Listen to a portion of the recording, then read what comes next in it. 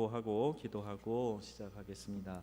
우리 라마단 기간에 우리 함께하는 무슬림을 30일 동안 사랑으로 품고 기도합시다. 이 책자가 뒤에 6권이 있는데 제가 미국에 100불 도네이션을 보내서 받은 책이에요. 그러니까 한 권에 적어도 5,500원 되는 책인데 여기에 이슬람에 대해서 아주 간략하게 쉽게 설명도 되어 있고 매일매일 기도하는 기도 제목도 있습니다. 3,000원에 모시겠습니다. 6권 남았는데 안 가져가시면 제가 들고 가서 제 친구들 나눠줄 거예요. 제가 돈 낸 거예요. 그래서 오늘 꼭 가져가셔서 같이 참고하시고 새벽에 같이 기도하겠습니다. 헌신 예배를 저희가 드리는데 헌신 예배 때 우리가 하는 게 예배 인도와 특송입니다. 물론 그 시간을 준비하는 것도 참 귀한데 그걸로 헌신 예배를 다 하셨다가 아니라 우리가 하나님께 헌신하는 사람들입니다라는 것을 공개적으로 이렇게 나타내는 그런 예배입니다. 그러니까 헌신의 시작이라고 볼 수 있겠지요. 그래서 헌신 예배로 끝난 게 아니고 헌신 예배 드린 기관들은 내가 어떻게 하나님께 헌신할 수 있을까 그걸 생각하셔서 교회에 보람된 일 하나씩 정하시고 그 일을 하시면 참 좋겠습니다. 제가 하나 제안을 하면 우리가 월삭 새벽 예배 1년에 많아야 12번 드리는데 권사회에서는 한번 간식을 하셨어요. 그래서 헌신 예배 드린 기관이 이때 오시는 분들 위해서 한번 간식도 준비하면 어떨까 하는 생각이 금방 들었습니다. 미리 생각한 게 아니고 방금 들었어요. 그래서 혹시 루디아 2 다 루디아 2 그러시던데 그래서 오늘 설교 제목도 What should be our priority 이렇게 영어로 정했어요. 그건 아닌데 그래서 루디아 2에서 시작하셔도 좋겠고 그래서 저희가 월삭 새벽 예배 때 나가는 분들한테 간식을 하나씩 줄 수도 있는데 우리 베리트 1층에다가 간단한 방울토마토든 야쿠르트든 준비해 놓고 차 한 잔 끓여 놓고 드시고 가고 잠깐 서서 서로 얘기하고 가고 그러면 좋겠습니다. 저는 모든 교회가 다 그러는 줄 알았는데 저희 교회 안 하고 있어서 말씀드리는 거예요. 한번 계획하시고 또 그거 말고도 교회 오셔서 화초에 물 주시는 분도 계시고 청소하시는 분도 계시고 여러모로 우리 하나님께 내가 어떻게 하면 기쁨이 될까 생각하고 헌신하시는 분들이 계시는데 기관에서도 한번 작정하셔서 교회 구석구석 손이 안 닿는 곳 청소도 돕고 관심 있는 일들을 하나씩 정하셔서 하시면 참 좋겠습니다. 공감이십니까? 그렇게 하시면 감사하겠어요. 기도하겠습니다. 우리 하나님 앞에 오늘 루디아 이 감사 헌금 헌신 예배 감사 헌금 드립니다. 박성윤 장로님, 나혜경 집사님, 김호덕 권사님, 한우실 권사님, 손인혜 집사님, 안태순 권사님 드렸습니다. 하나님 감사합니다. 오늘 우리가 예배하며 우리 하나님께 이 오후 시간을 올려드립니다. 오늘도 저희들에게 말씀해 주셔서 무엇이 우리의 삶의 우선순위인가 분명 깨닫게 해 주시고 우리에게 새 힘을 주시는 하나님 아버지 이 시간에 다시 한번 주님 만나고 하나님의 은혜로 충만하도록 역사하여 주시옵소서. 예수님의 이름으로 기도드립니다. 아멘. 옆에 있는 분들하고 인사하시겠습니다. 은혜 받읍시다. 새 힘으로 충만하시길 바랍니다.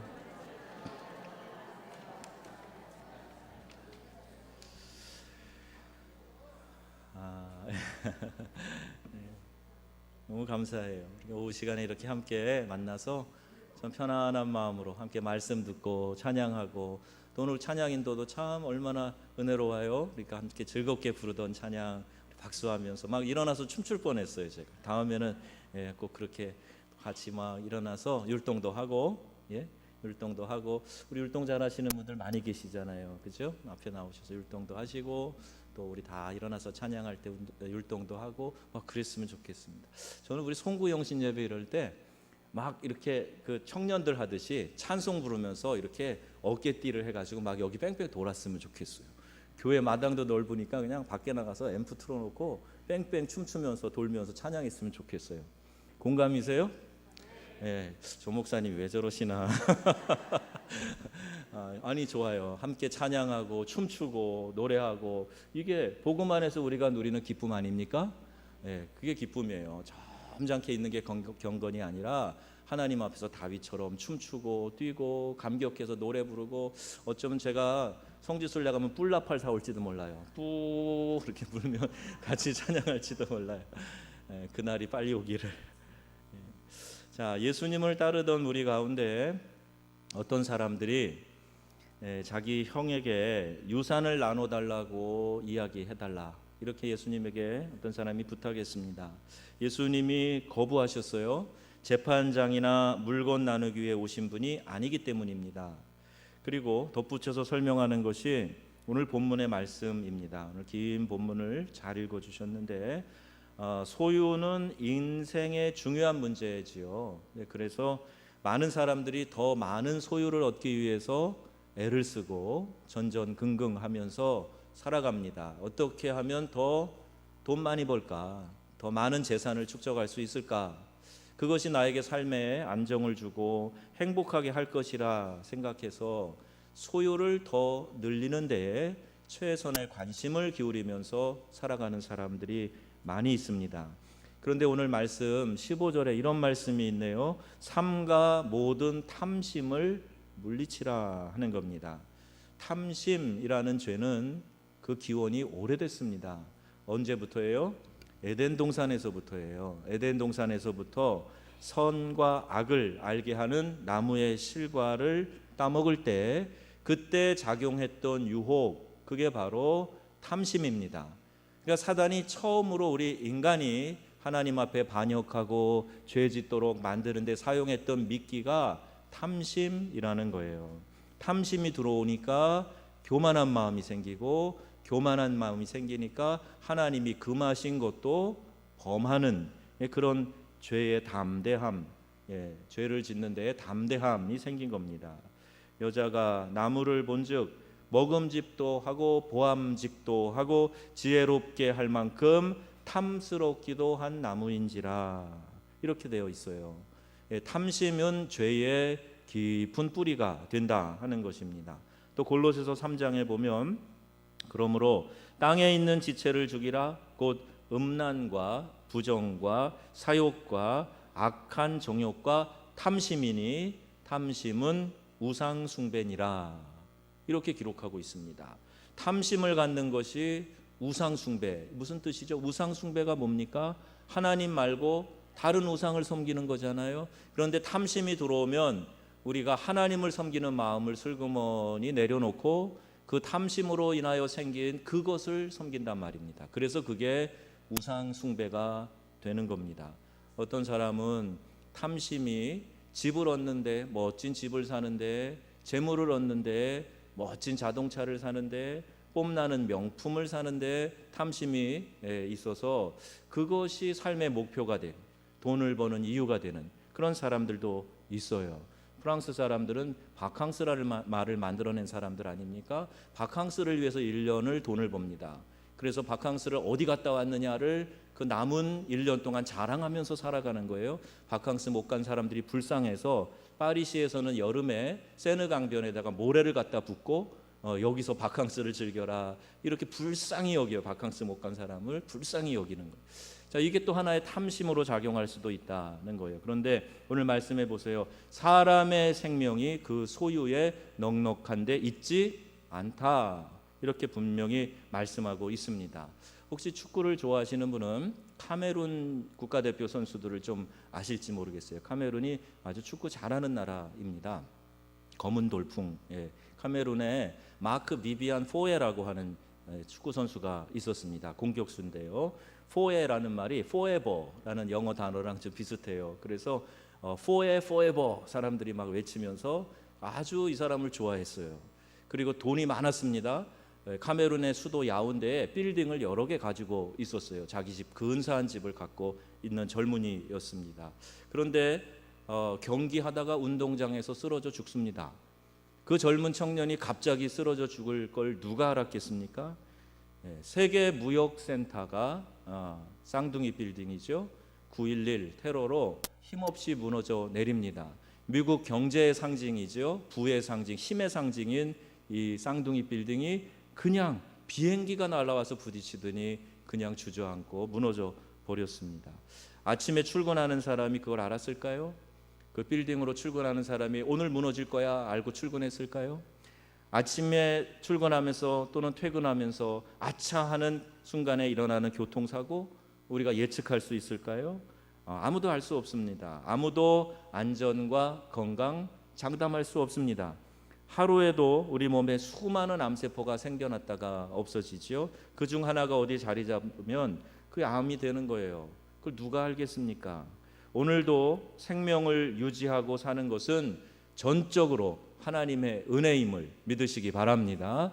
그래서 우리는 은혜 없으면 살 수 없다고 하는 거예요. 하나님의 도우심 아니면 우리는 우리 코에 있는 이 호흡도 주장할 수 없다는 거예요.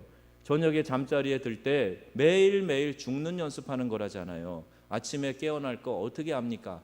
하나님이 우리의 심장의 박동을 유지시켜 주니까 살아있는 거고 아침에 깨어나는 거예요. 아침에 일어났을 때 내가 당연히 일어났다 생각하지 마시고 하나님 감사합니다. 지난밤에도 지켜주셨으니 감사합니다. 그렇게 하루를 시작하자는 거죠.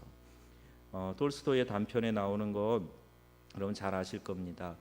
한 어리석은 청년에 대한 이야기죠. 군주가 땅을 준다고 하니까 아침에 해가 뜰 때부터 밤에 해가 지기 전까지, 저녁이 돼서 해가 지기 전까지 네가 밟고 오는 땅은 다 네 거로 주겠다 그랬어요. 그랬더니 이 청년이 해가 뜨기가 무섭게 출발합니다. 달리고 했겠죠. 땅을 한 평이라도 더 얻는다는데 뭐 이렇게 슬금 슬렁슬렁 그렇게 안 했을 겁니다. 그죠? 막 달렸을 거예요. 막 이 호흡이 턱에 막 올라오고 헉헉거리고 하면서도 조금만 힘이 나는 대로 최대한으로 넓은 땅을 차지하려고 달리고 하다가 결국 해가 지기 전에 출발 지점에 돌아오기는 했는데 그만 꼴까닥 숨이 넘어가고 말았어요. 그래서 그에게 필요한 땅은 그가 묻힐 조그마한 땅 몇 평에 불과했던 것이다. 아주 우리에게 깊은 교훈을 주는 그런 단편이 아닐 수 없습니다. 사람은 얼마만큼의 땅이 필요한가 이런 화두를 던지는데 결국 그는 욕심 때문에 자기가 묻힐 땅만 얻게 되었던 것이지요. 오늘 본문에는 한 어리석은 부자에 대한 이야기가 나옵니다. 소출이 많이 있었어요. 그랬더니 이제 걱정이 시작된 거예요. 돈 많은 사람은 걱정 없는 것 같으시죠? 돈 많은 사람도 걱정이 많답니다. 여러분은 잘 모르시나 봐요. 돈 많은 사람도 걱정이 많답니다. 그래서 모르는 거 행복일 수도 있어요. 그런데 이 소출이 많은 부자가 걱정을 합니다. 소출이 이렇게 풍성한데 어디에 쌓아둘까? 어디에 쌓아두지 이거? 어디다 쌓아두지? 잘못 보관하면 이 도둑이 와서 가져갈 수도 있고 이게 좀이 나서 썩어버릴 수도 있고 어디에 보관하지? 고민이 생겼어요. 17절에 20절까지 보니까 이렇게 하면 되겠다. 그리고 방법을 생각해내는데 거기에 6번, 무려 8번 나, 내, 나의 이런 단어가 나와요. I, my, myself, me 계속 이렇게 얘기합니다. 8번이나 얘기해요. egocentric man. 이 사람은 자기만 생각하는 자기 중심으로 살고 있는 사람인 것을 알 수가 있어요. 자기를 축복해 주신 하나님과 또 자기 주변에 있는 다른 사람들에게 대해서는 전혀 생각이 없습니다. 어떻게 나눌까? 어떻게 나에게 도움을 준 사람에게 감사할까? 이런 마음 하나도 나오지 않아요. 내 영혼아, 내가 여러 해 쓸 물건을 쌓아 놓았으니 평안히 먹고 마시고 즐거워하자. 이렇게 자기 자신에게 이야기합니다. 21절의 말씀에 보니까 자기에 대하여 재물을 쌓아두고 하나님에게 대하여 부요치 못한 자가 이와 같다. 주님은 이렇게 말씀하셨습니다. 여러분, 이 말씀의 결론, 교훈하시고 싶은 주님의 의도가 여기 있는 겁니다. 자기 자신에 대해서는 한없이 풍성한 사람이 하나님에 대하여서 인색할 때 이 어리석은 부자와 다를 것이 없다 하는 그런 말씀입니다. 헌신 예배를 드리면서 우리는 헌신이라는 의미를 잘 생각해 봐야 될 거예요. 우리에게 있어서 가장 중요하게 생각하는 것은 우리 자신입니다. 누구나 다 그런 것 같아요. 그래서 내가 나의 그리고 나 자신에 대한 생각을 무척 많이 하고 살아갑니다. 헌신은 그 반대 행위를 하는 거예요. 그 반대의 생각을 갖는 겁니다. 내가 아닌 다른 사람, 이웃과 하나님, 그렇게 우리의 사고와 이 생각의 관점, 이것을 하나님께로 돌리는 것, 이게 헌신의 진정한 이유 그리고 목표가 되는 겁니다. 하나님께 인색한 이유는 아직도 복의 근원이 어디인지 모르기 때문에, 재물에 대한 청지기 의식이 없기 때문에 하나님께 대해서는 인색한 거예요. 아프리카 교회가 가난하니까 자립이 불가능하다, 이런 이론들이 많이 있었어요. 그래서 어떻게 하면 제3세계, 특히 가난한 나라들을 서구의 부자 나라들이 도울 수 있을까, 이런 전략들만 많이 나왔습니다. 그런데 저희가 사역을 하다 보니까, 아프리카에서 살다 보니까 꼭 그 원리가 맞지 않더라 하는 것을 보게 됐어요. 말씀을 잘 가르치고 교회가 헌금을 사용할 비전을 제시했더니 교회 헌금이 단기간에 20배, 30배 많아졌어요. 현지인들이 그렇게 냈습니다. 흑인들이. 그래서 자기 교회를 자립하게 만들고 현지인 목회자를 돕고, 그리고 그 교회가 또 복음 전도하는 일에 같이 힘을 합해서 일하는 것을 보게 되었어요. 감사 생활 11조 안 하다가 제대로 실천해 보니까 삶이 달라졌던 거예요. 처음 가서 만났던 카메룬 교회 공동체가 이름이 발리 교회입니다. 발리 지역이었어요. 한 교인이 40, 50명 정도 있었습니다. 그리고 전임 선교사님이 계실 때였어요.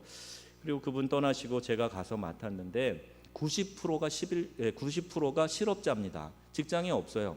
일정한 직장이 없이 허드렛 일을 하거나 아니면 그 일조차도 없는 청년 중심의 그런 교회였어요. 그래서 먹을 것이 있으면 11조 해라 가르쳤습니다. 우리 한국에서 어린이들에게 가르치듯이 우리 교회도 하듯이 그렇게 봉투도 만들어주고 그렇게 하라고 했어요.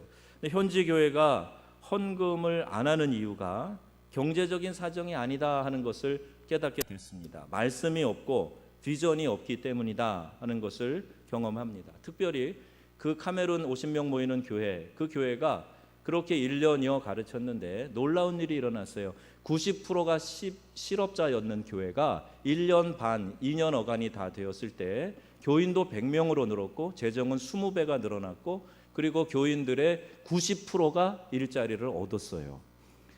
그분들이 참 단순해서, 또 저는 선교사니까 더 말하기가 편했죠. 잘 원리대로 가르쳤더니 또 그렇게 순종하였더니 교회가 그렇게 변화되더라 하는 것을 목도할 수 있었습니다.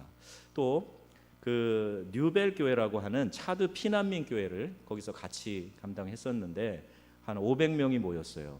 굉장히 많은 사람이 모였고 막 뜨겁게 예배합니다. 막 춤추고 찬양 뜨겁게 하고 예배도 막 2시간, 3시간 그렇게 드리는 공동체인데, 헌금할 때 어떻게 하냐면 여기 앞에다가 헌금 바구니를 누가 들고 서 있고 온 교인이, 그 400명 넘는 교인들이 막 춤추고 나와요. 와, 그분들이 춤추는 건 정말 어떻게 흉내도 낼 수가 없어요.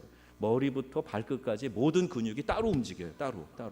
와, 그리고 궁뎅이의 탄력, 이거는요 세상에 어떻게 그렇게 춤을 추는가 놀랄 정도예요. 나중에 한번 비디오라도 보여드릴게요.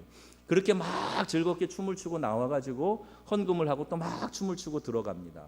그럼 제가 이제 가가지고 설교도 하고, 가끔 이제 가는 교회인데 설교도 하고 마지막에 봉헌 기도를 하는데, 어느 날인가 궁금해서 들여다봤어요. 이렇게 헌금함이 무거운데 이게 뭐가 얼마나 들었나 이렇게 들여다봤는데 거기에 노란 구리 동전만 가득 있더라고요. 그때 여기에 그 교회도 물론 피난민 교회니까 어렵다고 생각할 수 있는데 꼭 그렇지 않더라고요. 이미 오래됐기 때문에 직업을 얻은 사람도 있었고 의사도 있었고, 물론 이제 젊은이들은 가서 길거리에 나가서 일 없는 사람은 다른 사람이 차를 세워놓으면 이렇게 지켜보고 있습니다. 워낙 도둑이 많고 뜯어가니까 지켜본 거예요. 그래서 그 운전하는 사람이 오면 와가지고 내가 이거 봤어요 이렇게 얘기해요. 그러면 하얀색 은전을 줍니다. 이게 100세파예요. 은색이에요. 그런데 보통은 25세파, 10세파 이런 동전인데, 이거는 조그마한 그 도나스, 그냥 그 더러운 기름에 튀겨서 아침에 한 6, 7개씩 먹는 그 도나츠의 하나가 25프랑세파인데 25프랑세파만 가득 들어있는 거예요. 하얀색 동전이 없어요. 그래서 제가 헌금 기도하다가 내려놓고 30분 동안 야단을 쳤습니다.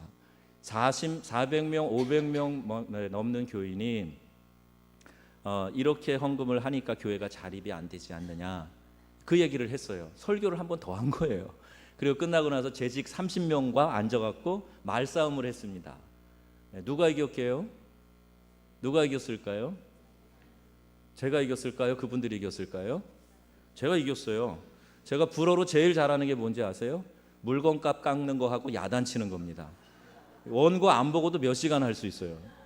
그래서 훌륭한 제자들을 많이 키워냈습니다. 눈물 쏙 빼도록 야단칠 수 있어요. 불어로. 한국말로 하라면 저 그렇게 못해요. 떨려가지고 못합니다. 그런데 그냥 뭐 무서운 거 없이 야단을 치고 가르치고 했는데 놀랍게 이 교회가 성장했어요. 그리고 교회를 건축하면서 7개 교회를 현지인 교회를 건축을 했는데 맨 마지막에 했거든요. 교인들이 화가 났어요. 선교사님 도와주셔서 이거 빨리, 교인이 제일 많은데 먼저 건축했어야지 왜 우리 안 해줍니까? 그럼 그럴 때마다 또 30분씩 야단쳤죠. 너네들이 자립해야지, 그런 의식이 있어야지, 얻어다가 하는 거 아니야, 그러면서 가르쳤어요. 그래갖고 마지막에 건축할 때 이분들이 돈을 모아서 세멘트를 요만큼 사서 하면은 제가 그만큼 사주고, 그래가지고 바닥을 한 번에 쫙 하면 깨끗하고 좋은데 바닥이 거북이 등처럼 이렇게 세면이 됐어요. 그래도 좋다, 자립하게 하자. 그래서 끝내는 그 교회의 현지인 목사님을 스스로 도와서 자립하고 사례비도 스스로 주고, 처음에는 선교사님이 집 교회 세금 그 내는 임대료부터 전기세, 수도세까지 다 내주고 있는 교회였는데 결국 자립이 됐어요. 의식입니다. 훈련이에요. 내가 하나님을 사랑하는 마음을 갖고 얼만큼 헌신하느냐, 이게 관건인데 믿음이 식어지고 또 제대로 교육받지 못하면 무조건 그런 얘기를 터부시하고 멀리하고, 그러다 보면 내가 잘 교육받지 못하고 잘하지 못하고 축복을 놓치는 일이 생기게 됩니다. 하나님께서는 당신의 몸된 교회를 위해서, 그리고 영혼 구원하는 전도와 선교를 위해 드리는 우리의 헌신과 봉헌 결코 외면하시거나 간과하시지 않는 분이세요. 제 간증을 좀 더 하겠습니다. 사역 현장에 있는 선교사님들도 좀 욕심이 있는 분들이 계세요. 우리 후배 선교사님들에게 제가 교육하면서 가르쳤던, 또 훈련생들에게 가르쳤던 것 중에 재정관, 또 생활비나 사역비를 나누지 않고 하나님 앞에서 내가 선교사라는 타이틀을 갖고 일을 하는 이상 당신이 소유하는 모든 것들은 다 하나님이 공급하시는 재정이고 헌금입니다. 이걸 가르쳤어요. 왜 그랬냐 하면, 저희가 현장에 가보니까 우리 선교사들이 생활비를 받아요. 그리고 또 어떤 프로젝트가 있으면 교회를 건축하라고 땅을 사라고 사역비를 따로 받습니다. 그런데 생활비는 내 거다라는 생각을 하고 급한 일이 있어도 절대 사역비로 흘려보내지 않는 선교사님들이 계셨어요. 그래서 참 이상하다, 저분은 저걸 쓰면 될 텐데 왜 맨날 돈 없다 그러지? 왜 모금해 와야 된다 그러지? 그런 생각을 가졌던 때가 있습니다. 저에게 그런 일이 닥쳤어요. 영어권 지역에 교회를 하나 개척하려고 준비하고 있다가 큰 땅이 나왔는데 약 900평 되는 땅인데요, 돈이 굉장히 쌌습니다. 몇백만 원 안 되는 거였어요. 야, 이걸 잡아놔야 되겠다, 추장이 판다 그래요. 그래서 만났어요. 살려고 하는데 재정이 없잖아요. 근데 우리 아이들이 그때 어렵게 입학 허가를 받은 불란서 학교가 있었는데 그 학교의 학비를 모아놓고 있었어요. 근데 이 학비를 가지고 쓰면 되겠다는 마음이 들어서 아이들 의사도 안 물어보고 그걸 가지고 땅을 샀습니다. 그리고 그 얘기를 자랑스럽게 했지요. 근데 아이들이 이제 처음에는 아빠 믿음 좋다고 좋아하더니 이제 학교를 가야 될 때가 되니까 아빠 학비 마련됐어? 물어보는 거예요. 근데 어떻게 마련해야 되는 거지? 그 의문이 생겼어요. 근데 놀랍지요? 그냥 저희는 때가 되면 하나님 어떻게 하시겠지 그러고 있었는데 계약하기 직전에 또 그런 일들에 대해서 특별히 알리지도 않았는데 섬에서 목회하는 우리 목사님, 친구 목사님이 전화를 했어요. 그래서 혹시 교회에 뭐가 필요한 게 없느냐고 물어보는 거예요. 왜 그러세요? 그랬더니 우리 교회 어떤 분이 보험이 나왔나 적금을 깼나 지금 정확히 기억이 안 나는데 목돈이 생겼는데 이 돈을 선교지에 보내고 싶은데 카메룬에 보내고 싶은 마음이 많이 들더라는 거예요. 그래서 그래요? 그게 얼만데요? 그랬더니 딱 우리가 땅을 사려고 지불한 그 금액이었던 거예요. 여러분 이런 얘기 들으면 안 이상하십니까? 네. 저는 막 머리털이 쭈삣 쓰는 것 같았고, 야, 하나님이 보고 계시구나, 하나님이 알고 계시구나, 현장에서 그렇게 느꼈어요. 그래서 여차저차 설명을 하고 그분이 기쁘게 그것을 보내주시고 사역을 그렇게 해서 학업을 할 수가 있었습니다. 이와 같은 일이 한두 번이 아니에요. 계속해서 하나님이 공급하시는 축복의 원리를 알고 그 원리에 내가 따랐을 때 하나님이 어떻게 우리의 삶을 축복하시는가 하는 것은 여러 사람을 통해서 우리가 간증을 듣게 됩니다. 저는 이와 같은 간증이 여러분의 간증이 되기를 주님의 이름으로 축복합니다. 하나님은 이 시간에도 함께하고 계시고 내가 어떤 마음을 먹는지 하나님이 알고 계세요. 그래서 흔히 하는 얘기 있잖아요. 복 받으려면 복 받을 짓을 해야 됩니다. 하나님 앞에서 그 믿음의 헌신을 해야 되고 하나님이 기뻐하시는 일에 내가 인색하지 않고 하나님 앞에 여유롭게 그 마음을 드릴 수 있는 그런 마음이 우리 가운데 절대적으로 필요하다는 거예요. 사랑하는 사람에게는 뭘 줘도 아깝지 않습니다. 헌금은 하나님께 드리는 것이에요. 내가 정말 하나님을 사랑하는지 얼마나 그분을 위해 헌신할 수 있는지 우리 자신을 시험해 볼 수 있는 기회입니다. 자, 오늘 말씀을 통해서 진정한 행복이 무엇인가 하는 것을 생각해 보려고 합니다. 19절 말씀에 충분한 음식이 있으면 행복한가? 음식도 중요하죠. 내 영혼아 내가 여러 해 쓸 물건을 쌓아놨다. 먹고 사는 일 중요합니다. 그러나 먹고 쓸 것이 있다고 진정으로 행복하다면 재벌들은 매일 웃고 다녀야 됩니다. 그렇죠? 먹을 거 걱정 안 하는 사람이잖아요. 히브리서 12장 5절에 돈을 사랑하지 말고 있는 바를 족한 줄로 알라. 그가 친히 말씀하시기를 내가 과연 너희를 버리지 아니하고 과연 너희를 떠나지 아니하리라 하셨느니라. 이렇게 말씀합니다. 또 신명기 10장에 내가 오늘날 내 행복을 위하여 내게 명하는 여호와의 명령과 규례를 지킬 것이 아니냐. 여호와의 명령과 규례는 우리의 행복을 위해서 하나님이 말씀하셨다. 이렇게 기록하고 있습니다. 또 로마서 8장 28절은 여러분 너무 잘 아시는 말씀이에요. 하나님이 뜻대로 부르심을 받은 사람들 모든 것이 합력해 선을 이룬다 하는 거지요.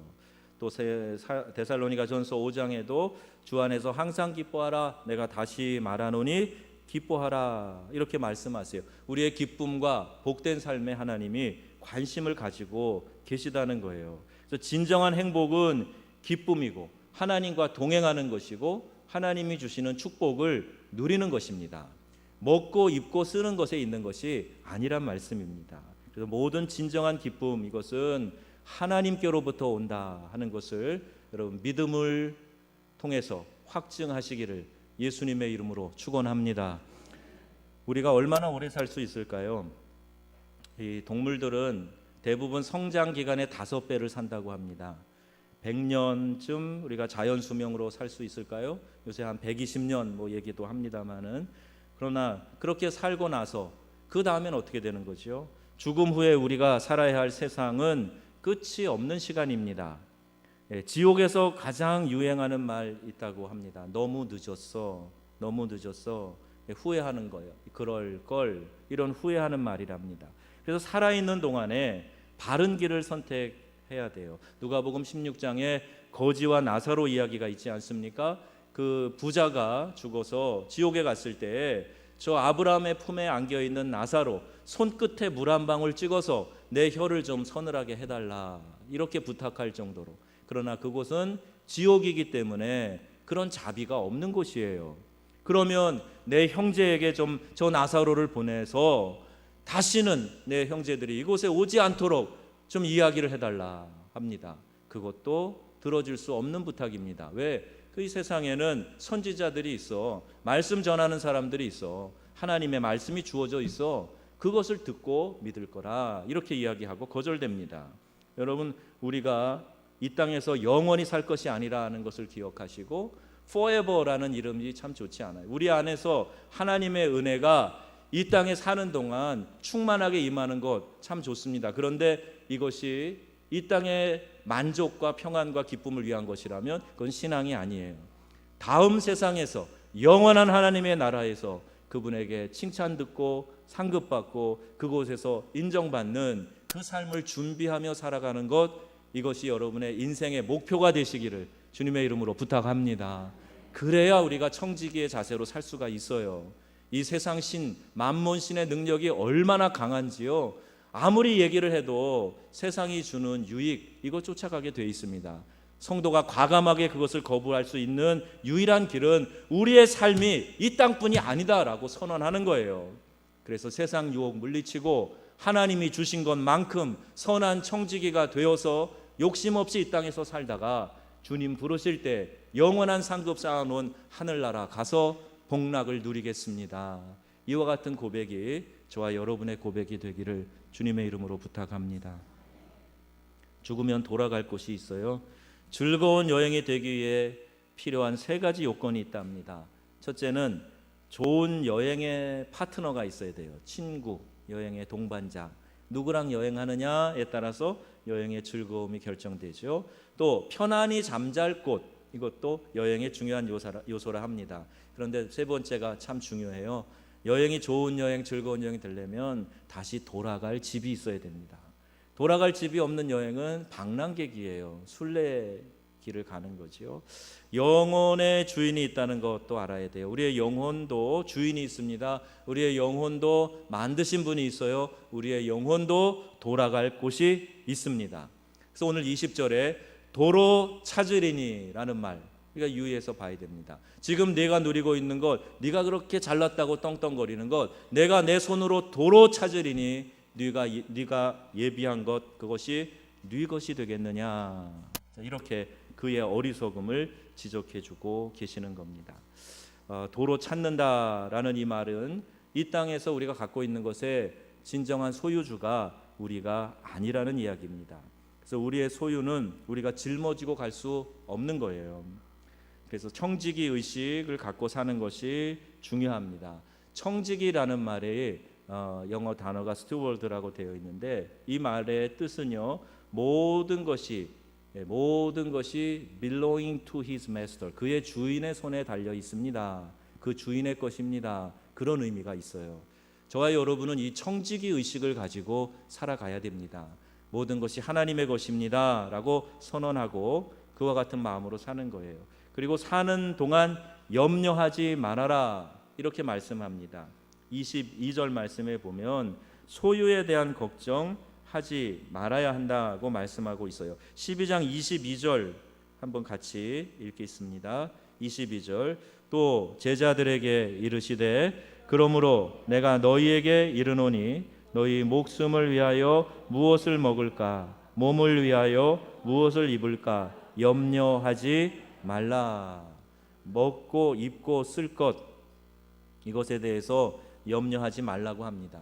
성경은 게으름을 경계합니다. 그러나 동시에 욕심에 사로잡혀 사는 것도 경계하고 있습니다.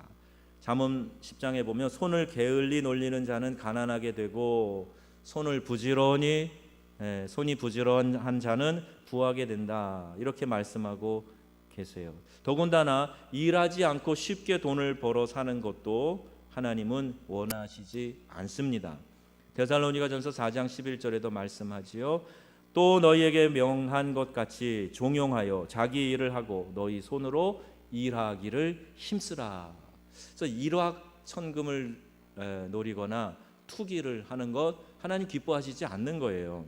손으로 성실하게 일하고 그렇게 내 손으로 수고한 것을 먹으라고 말씀하고 계세요. 그렇게 하면서 쓸데없는 걱정하지 말라고 25절에 말씀하시죠. 너희 중에 염려함으로 그 키를 한 자나 더 할 수 있겠느냐. 96%의 걱정은 염려를 통해서 바뀌지 않는 것이라고 합니다. 그러니까 염려는 다 쓸데없는 거라는 이야기예요. 염려하지 말아라 이렇게 말씀하고 계세요. 하나님의 뜻대로 하는 근심 이게 필요합니다.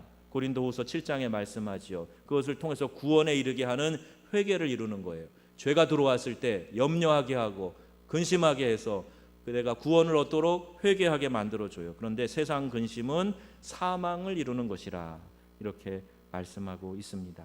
너희는 무엇을 먹을까 무엇을 마실까 하여 구하지 말며 근심하지도 말라. 이 모든 것은 세상 백성들이 구하는 것이라 너희 아버지께서 이런 것이 너희에게 있어야 할 줄을 아시느니라.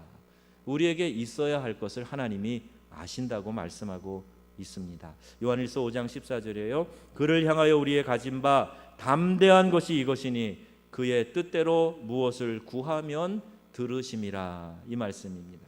또 누가복음 12장 오늘 31절 마지막 결론으로 우리에게 주시는 말씀이 있어요. 31절에 이렇게 말씀하지요. 같이 읽겠습니다. 다만 너희는 그의 나라를 구하라. 그리하면 이런 것들을 너희에게 더하시리라. 아멘.